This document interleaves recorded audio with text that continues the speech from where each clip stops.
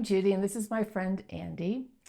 Recently, Andy showed me some pictures of moths that he had taken, and I was so impressed I had to come out and see what he was doing. He told me a little bit about the project he was working on.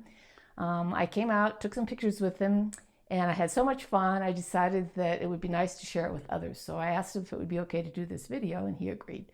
So there's actually a couple of different seeds that kind of came together to get me interested in the moths. I was originally doing some flower photography and encountered a thing called the blanket flower moth. I was photographing blanket flowers.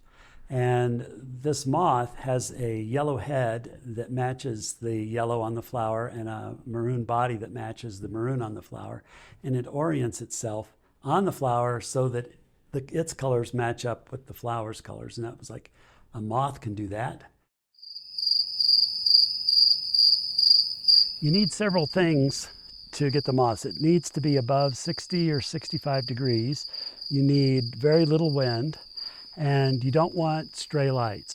So we've kind of got two light sources. We've got ultraviolet light over on the right, and then we've got the mercury vapor light from the moth trap on the left.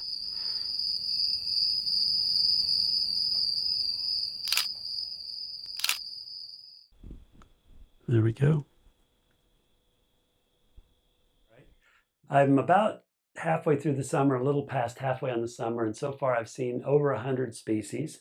In terms of a few of, I don't really have a favorite, but there's a lot of them that I thought were just really interesting, and so I can talk about a couple of those. This one here is called Grote's Bertholdia.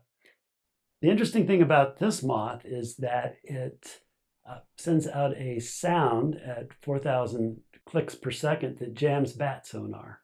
And this effect has even been studied. And there was a short article on it on NPR several years ago. So that was an exciting find. And it's just beautiful. This is called an IO moth. And it's actually indoors. We found this on the side of the house.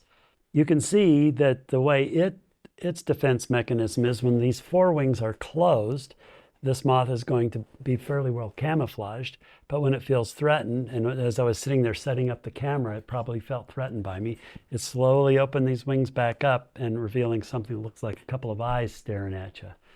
Yes, I love sharing my pictures. I have them on a website. It's on smugmug.com. So it's acgoris.smugmug.com/redstone moths.